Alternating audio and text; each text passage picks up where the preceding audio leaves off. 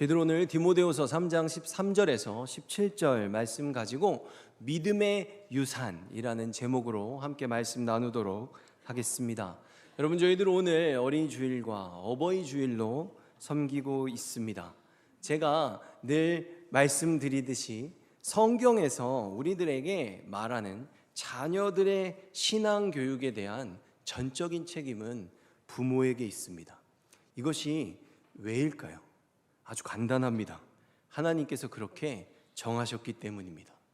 하나님이 우리들에게 가정을 이루게 하시고 부모들로 하여금 우리가 하나님 아버지를 섬기는 백성들, 그러면서 우리는 자녀들이지 않습니까?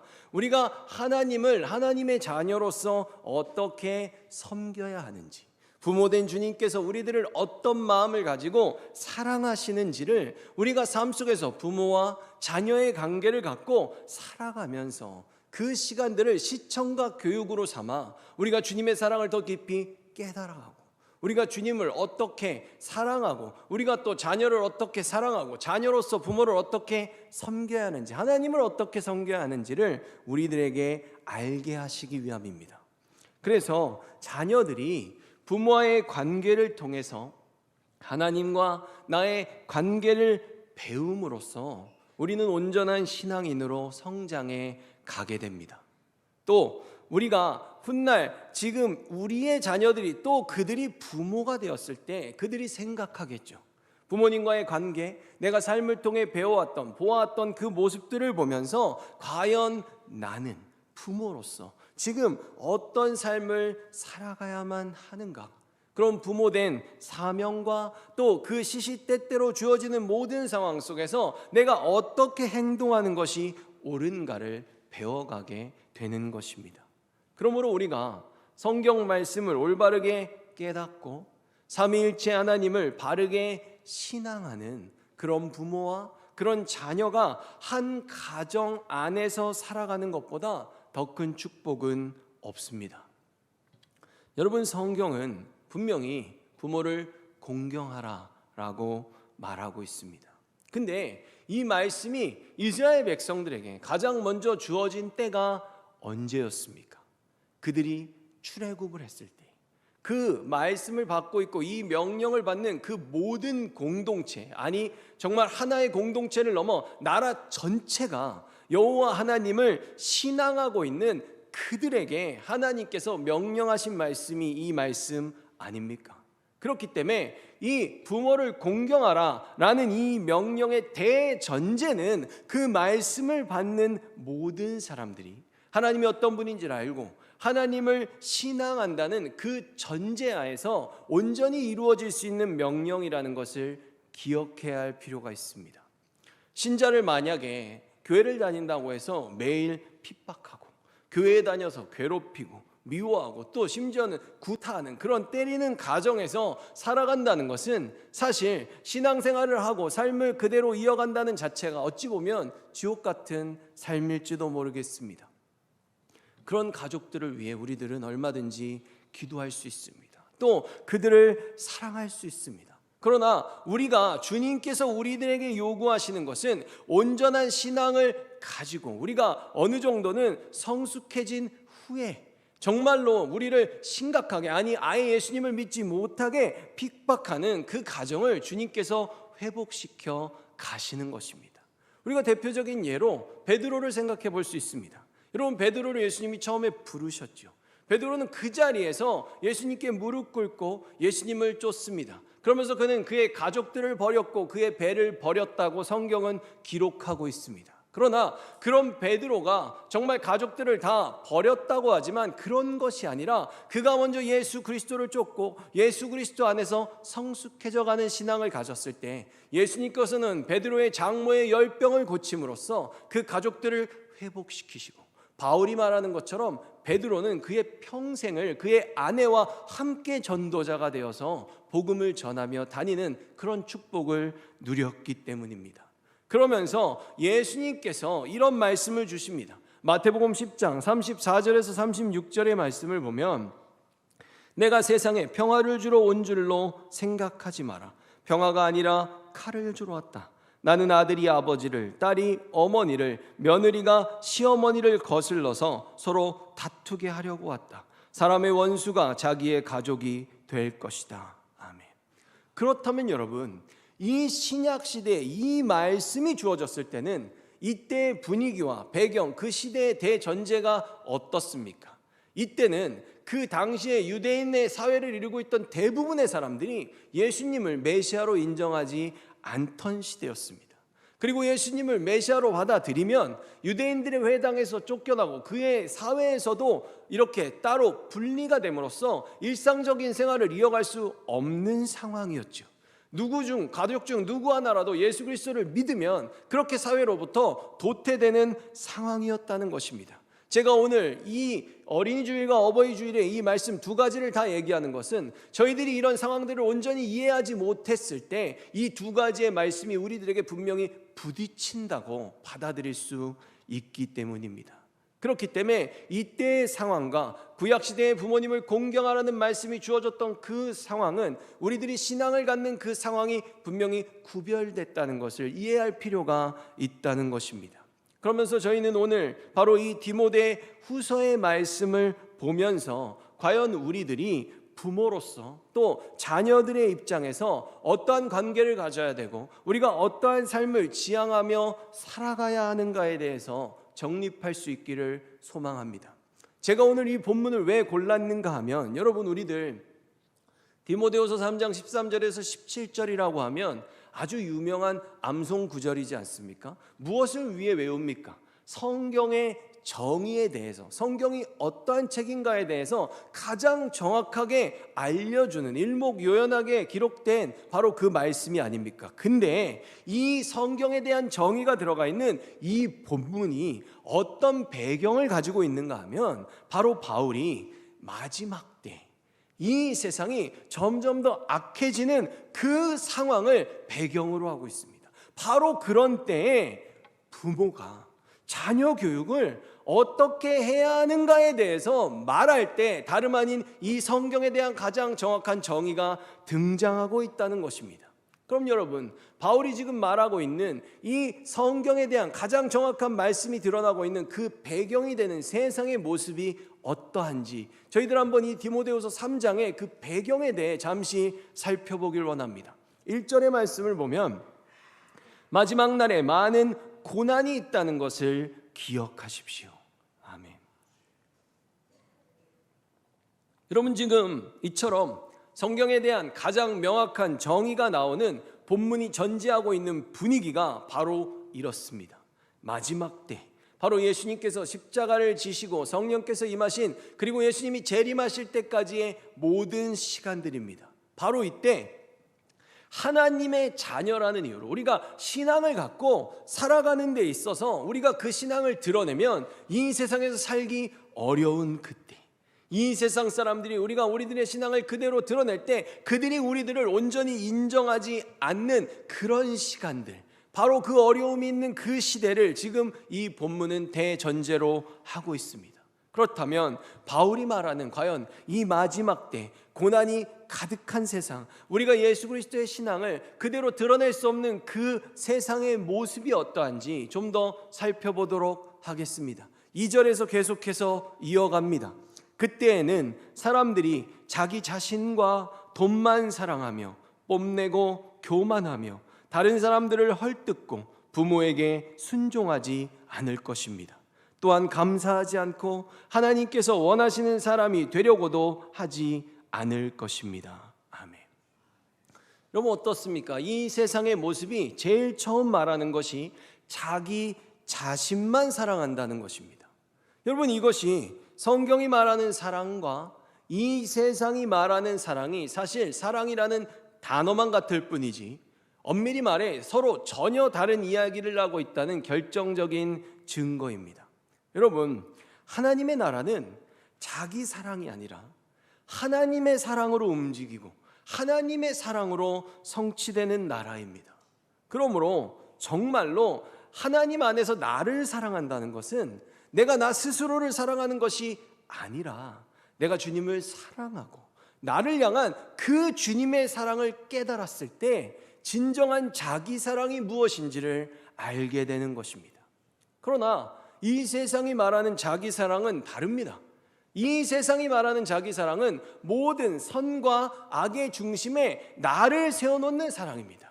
그래서 나한테 잘하면 그것이 선이고 그것이 사랑이고, 나한테 잘 못하면 그것이 악이고 그것이 미움이 되는 것입니다. 그러니 이 세상이 말하고 있는 사랑은 성경적으로 말하면 죄입니다. 너를 사랑해야 돼. 그것이 진리고, 네가 하고 싶은 것만 하면서 살아가는 게 진짜 행복이야. 다른 사람 말 들을 필요 없어. 그리고 그것을 이루면 네 인생은 성공한 거야 라고 말하지만, 이것은 오히려 자녀들을 하나님과 점점 더 멀어지게 만들 수 있는 지름길임을 저희들 기억해야 할 것입니다. 우리들은 언제나 하나님의 그 뜻, 그리고 그 분을 우리들의 최고의 선으로, 그리고 하나님 섬김을 우리들의 삶의 최우선순위와 최고의 목적으로 두고 살아갈 때 참된 행복을 누릴 수 있고, 그것이 우리들의 참된 삶의 기준이 되어야 하는 우리는 하나님의 형상자들이기 때문입니다. 그러므로 우리들이 이 땅에서 정말 주님의 백성으로, 주님의 자녀로 살아가기를 원한다면 우리는 내가 아닌 하나님을 중심에 세우고 오직 그분을 사랑하는 삶을 살아갈 때, 우리가 주님께서 우리들에게 부여하신 인생의 참된 가치의 그 첫 단추를 제대로 끼울 수 있는 그 삶이라는 것을 저희들 기억해야 할 것입니다. 그리고 자기 사랑에 이어져 나오는 것이 무엇입니까? 돈을 사랑하는 것입니다. 여러분, 일전에 말씀드렸듯이 예수님께서 우리들에게 두 마음을 품지 말라고 말씀하시지 않습니까? 근데 예수님의 공생의 모든 시절을 다 통틀어서 예수님께서 하나님과 1대1로 이렇게 상대해서 세우는 것은 재물밖에 없습니다. 왜이겠습니까? 여러분, 이 세상에서 그 누구보다도 자기를 사랑하는 사람들이 보는 가장 큰 가치, 이 세상에 나를 사랑하는 사람들이 가장 세우고 있는 행복의 기준은 바로 재물입니다. 여러분, 사실 지금 이 부분에서 이미 저희들을 향한 명확한 답이 나오고 있습니다. 무엇이냐면, 예수님께서 지금 이미 재물을 하나님의 상대방으로 세우고 있지 않습니까? 그러니 이 세상은 자기 사랑과 돈을 최고로 사랑하지만, 바로 돈이 여기 있지만 정말로 이 세상에서 우리가 사랑해야 될 것은 하나님이라고 지금 예수님이 우리들에게 말씀해주고 있는 것입니다. 이것이 최고의 가치가 돼야 되고, 이것이 우리를 평가하는 기준이 돼야 되는 것, 그것이 바로 하나님 사랑이라는 것이죠. 그러니까 우리가 쉽게 말해서 나는 하나님도 사랑하고 돈도 사랑한다 라고 말하면 그것은 거짓말입니다.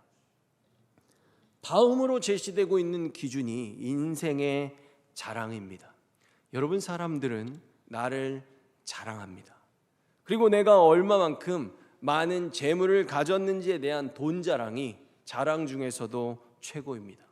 근데 성경은 우리들에게 뭐라고 말하고 있습니까? 갈라디아서 6장 14절을 보면, 그러나 내게는 우리 주 예수 그리스도의 십자가 외에 결코 자랑할 것이 없으니 그리스도로 말미암아 세상이 나를 대하여 십자가에 못 박히고 내가 또한 세상을 대하여 그러하니라. 아멘. 여러분, 바울이 분명히 말하고 있습니다. 세상이 자랑하는 그 자랑을 할 만한 나는 이미 십자가에서 죽었다고 말입니다. 그래서 이제 자신에게는 주 예수 그리스도의 십자가 외에는 자랑할 것이 없다고 말합니다. 무슨 뜻입니까? 바울에게는 세상의 자랑거리들, 그리고 사람들이 볼 때 저거 대단해 라고 인정하는 사람들의 시선들을 현혹할 만한 그 모든 것들이 아무런 가치가 없다는 것입니다. 빌립보서 3장 7절과 8절의 말씀을 보면 어떻습니까? 그때는 이 모든 것이 내게 너무나 소중하고 가치 있는 것들이었습니다. 바울도 그랬었다는 거예요. 바울도 십자가에서 정말 죽기 전에는 그것들이 바울에게도 너무나 소중하고 가치가 있었다는 것이죠. 그러나 예수 그리스도를 만난 이후 그 모든 것이 아무 쓸모없는 것임을 알았습니다. 그것들뿐만 아니라 이 세상 그 어떤 것도 내 주 예수 그리스도를 아는 것과 비교가 되지 않습니다. 예수 그리스도를 위하여 나는 모든 것을 버렸습니다. 모든 것이 쓰레기처럼 아무런 가치가 없다는 것을 이제 압니다. 이로써 나는 그리스도를 알게 되었습니다. 아멘. 여러분 어떻습니까? 저는 가끔씩 그런 얘기들을 듣습니다. 왜 이렇게 성경 공부를 많이 하는데 예수님이 누군지 모르겠죠? 라는 질문을 하는데, 저는 이 바울의 말씀에서 그 대답을 한번 찾아봅니다. 이 세상의 것들을 그 쓰레기처럼 이 안에서 다 버려야 되는데 그것들을 여전히 다 버리지 못하니 바울은 이로써 나는 그리스도를 알게 된다고 고백하는데, 우리들이 아직 그만큼 버리지 못한 것은 아닌가라고 반문해 봅니다. 여러분, 제가 수요 예배 때도 잠시 나누었는데 예수 그리스도의 십자가 외에는 자랑할 것이 없다라는 고백은 나에 대해서라면 아무것도 자랑하지 말라는 말입니다. 그래서 바울이 말하지 않습니까? 가치 없고 그런 자랑을 할 만한 나는 이미 십자가에서 죽었다고 말합니다. 이 자랑에 이어서 등장하는 것이 교만입니다. 여러분, 자랑할 것이 없으면 교만할 것도 없지요. 왜? 그런 존재가 우리들에게 없어야 되기 때문입니다. 그러면 만약 누군가가 만나기만 하면 자기 자랑하고 돈 자랑하고 자랑하면서 나보다 못한 너는 참 내가 너보다 잘났어 라는 교만한 마음들이 우리들에게 드러날 때 우리가 그 사람들을 보면서 무슨 생각을 해야 되겠습니까? 너무 부럽다 라고 해야 되겠습니까? 아직 안 죽었네 라고 생각하는 게 더 성경적이지 않겠습니까? 아직 예수 그리스도의 십자가에서 저 옛사람이 죽지 않은 모습이 바로 그런 모습이라는 것입니다. 여러분, 나라는 존재의 가치가 없어져야 되고 나의 삶 가운데 오직 하나님의 사랑으로 세워질 때 바로 우리들은 그 가운데 참된 나라는 존재를 찾을 수 있는 것입니다. 여러분, 우리가 이런 생각을 갖고 나의 존재를 버리고 하나님의 사랑으로 나를 보게 될 때 우리가 다른 영혼들을 보면 어떻게 됩니까? 그것은 바로 지금 이 성경에서 말하는 그 다음 것이 나오는데 바로 비방을 하지 않는다는 것입니다. 하나님의 사랑이 필요한 존재로 그들이 우리들에게 보여지는 역사가 일어나는 것이죠. 여러분, 우리가 다른 사람들을 헐뜯지 않는다는 것은 우리들에게 그 사람들의 단점이 보이지 않는다는 의미가 아닙니다. 우리가 그것들을 보지만 오히려 하나님이 우리를 그렇게 보셨듯이 그 사랑의 눈으로 우리가 그 단점들을 보게 된다는 것이죠. 저 부분이 부족하네. 내가 채워줘야 되겠다. 저 부분이 연약하네. 내가 도와줘야 되겠다라는 역사가 일어난다는 것입니다. 그 다음에 나오는 것이 바로 부모에게 순종하는 것입니다. 여러분, 아까도 말씀드렸듯이 성경이 말하는 부모와 자녀의 관계, 그리고 지금 이 편지의 수신자인 특히 그 디모데의 상황은 분명히 그 부모와 자녀의 관계 속에서 부모를 통해 철저하게 하나님의 진리의 말씀, 그 가르침을 전달받는 관계를 지금 전제로 하고 있습니다. 그러니 그런 부모, 하나님의 말씀을 들려주는 그 부모에게 순종하지 않는 것이 왜 이렇게 큰 죄입니까? 바로 하나님께 순종하지 않는 것으로 간주되기 때문입니다. 그 다음에는 감사가 없다고 말합니다. 여러분, 이 세상에는 참된 감사가 없습니다. 왜냐하면 참된 감사라는 것은 아무런 조건 없는 사랑과 조건 없는 희생이 전제돼야 그곳에서 참된 감사가 비롯되기 때문입니다. 여전히 나라는 존재를 나의 삶의 중심에 두고 살아가게 되면 그런 곳에서는, 아니 심지어 이 교회 안에서조차 세상의 기준을 따라서 대우받고 싶어하고 세상과 동일한 방식으로 행동하고 싶어합니다. 여러분, 제가 예전에 신학교에 처음 들어갔을 때 어느 날 수업 시간에 교수님께서 초청을 하셔서 한 대형교회 목사님이 초청 강사로 오신 적이 있습니다. 그러면서 그분이 수업 시간에 당신이 얼마나 대단한 목회를 하든지 말해주겠다고 하면서 당시에 그 교회 자랑을 시작하셨어요. 저희도 성가대가 있지 않습니까? 그 목사님이 그렇게 말씀하시더라고요. 우리 교회 성가대는 스카이대나 유학파, 그래서 외국에서 그 어떤 음악을 전공하지 않고 온 사람들은 성가대 지원 원서도 낼 수 없다는 거예요. 그리고 또 우리 교회 장로님들은 그 직업의 끝에 사자가 붙지 않으면 장로로 후보도 오를 수가 없다는 것입니다. 당시에 그분이 우리 교회 저희 학교에 오실 때 차를 타고 왔는데 부가티라는 차를 타고 오셨습니다. 그 자동차가 당시 우리나라 전체에 10대밖에 없는 차인데 한 대를 그 목사님이 가지고 계셨어요. 헌데 말입니다. 여러분, 지금의 여러분들이 이런 제 얘기를 들을 때 어떤 생각이 드십니까? 막 부럽습니까? 저도 부가티를 타야 되겠습니까? 아니면 한심하십니까? 여러분, 너무나도 안타까운 것은 꼭 이런 수업이 끝나면 학생들이 반반으로 나뉜다는 것입니다. 그런 친구들 있어요. 정말 대단한 목회를 하신다. 나도 언젠가 한번 꼭 저런 목회를 해봐야 하지 않겠는가 라는 학생들도 있고, 아무리 크고 유명하다고 해도 저런 건 좀 아닌 것 같다 라는 입장을 내는 학생들도 있습니다. 여러분, 근데 이런 목회에 대해 제가 평가하는 거 아니고 오늘의 본문 사도 바울이 말하지 않습니까? 정말로 가치가 없습니다. 그러면 그 안에 있는 성도들이 다 잘못되었느냐라고 묻는다면 그렇지 않습니다. 그 안에서도 열심히 하나님 말씀 잘 듣고 순종하고 겸손히 행하며 자신이 할 일들을 행하며 하나님의 백성다운 삶을 살아가는 성도들이 있습니다. 그러나 쉽지 않습니다. 왜냐하면 이런 세상의 요소들은 워낙에 파급력이 강해서 그만큼 쉽고 빠르게 그 공동체를 물들이기 때문입니다.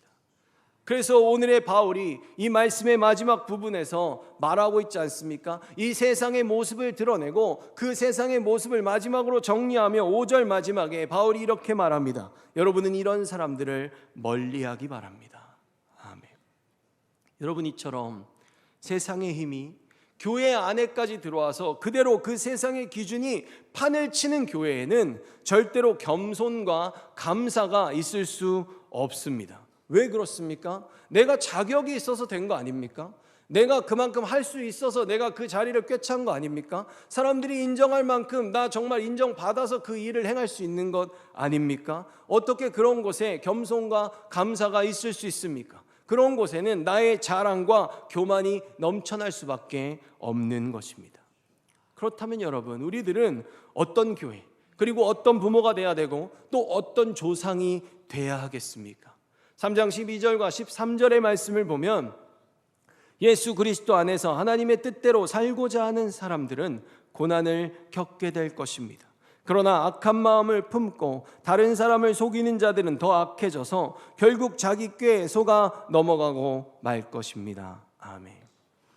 여러분, 우리가 부모로서 이것을 정말 얼마나 잘 가르치는지 모르겠습니다. 그러나 지금 성경은 우리들에게 말합니다. 참된 부모라면 이 세상이 우리가 하나님을 향하는 그 신앙을 갖고 살아갈 때, 우리가 하나님을 향한 그 온전한 시선을 지키기 위해 노력할 때 우리들은 고난을 받을 수밖에 없다는 것을 그들에게 가르쳐야 한다는 것입니다.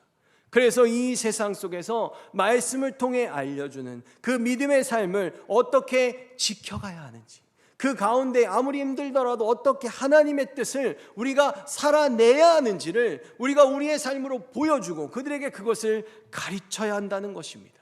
그럼에도 불구하고 13절을 보면 우리에게는 아직 희망이 있습니다. 왜 그렇습니까? 악인들은 점점 더 악해져 가다가 결국 자기들의 꾀에 속아 넘어가고 만다고 말하고 있기 때문입니다. 여러분, 사단과 하나님은 각각의 권세를 갖고 각각의 자녀들, 그 속해 있는 자녀들을 갖고 있습니다. 근데 그들을 다루는 방식이 다릅니다. 사단도 열심히 도와줍니다. 세상적으로 성공하게 하고 그 쾌락의 끝을 볼 수 있도록 계속해서 더욱더 즐거운 것들, 더욱더 큰 쾌락을 그들에게 끊임없이 던져줍니다. 그래서 최대한 악해져서 많은 사람들을 더 많이 미혹할 수 있는 도구로 그들을 세워줍니다. 그런데 최대한 그들을 이용할 만큼 이용해 먹게 되면, 그러다가 어느 순간 그들의 가치가 떨어지게 되면 가차없이 버립니다. 그 영혼이 지옥에 떨어지든 말든 전혀 상관하지 않습니다. 그러나 주님께서는 택하신 영혼을 붙드시되 끝까지 책임지십니다. 그래서 어떻게 해서든지 그들을 품고 힘든 가운데서도 그 자녀들을 구원하시기 위해서 오늘 지금 디모데가 말하지 않습니까? 이 성경이 주어지고 이 힘든 가운데 우리가 부모로서 자녀들을 교육해야 되는 이 모든 것들의 최종적인 목표가 바로 구원이라고 말하고 있습니다. 여러분, 이것이 하나님이 우리들에게, 그리고 우리가 부모로서 자녀들에게 알려줘야 하는 바로 하나님의 목적입니다. 여러분, 그러니 지금의 저희들이 과연 어떤 길을 걸어가라고 가르치는 것이 올바른 선택이겠습니까? 지금 바울은 이런 세상 속에서 자녀들에게 명확한 해답을 그럼 우리가 어떻게 줘야 되는가, 그 해법은 여기 있다라고 하면서 본격적으로 제시해 나가기 시작합니다. 14절과 15절입니다. 그대는 지금까지 배워온 가르침을 계속 쫓아가십시오. 그 가르침들이 진실이라는 것은 그대 스스로 알 것입니다. 그리고 그대가 믿을 만한 사람들이 그대에게 이것을 가르쳤습니다. 그대는 어려서부터 성경을 알았는데. 아멘. 무엇입니까, 여러분? 성경입니다. 이 편지의 수신자인 디모데가 그 신앙을 가진 부모님 아래서 어려서부터 성경을 배웠다고 말하고 있지 않습니까? 그 뒤에 바울이 계속 이어갑니다. 15절과 16절의 말씀을 보면 이 성경은 그대를 지혜롭게 하여 그리스도 예수를 믿는 믿음을 통해 구원을 얻게 하였습니다. 모든 성경 말씀은 하나님께서 감동을 주셔서 기록되었기 때문에 진리를 가르쳐주며 삶 가운데 무엇이 잘못되었는지 알게 해줍니다. 또한 그 잘못을 바르게 잡아주고 의롭게 사는 법을 가르쳐줍니다. 아멘. 여러분, 제가 상담을 할 때 또 청년들 그리고 그보다 더 어린 친구들도 동일합니다. 상담을 할 때 제가 가장 많이 듣는 말이 뭐냐면 제가 지금 정말 잘하고 있는지 모르겠어요. 하나님의 뜻이 어디에 있을까요? 이 말입니다.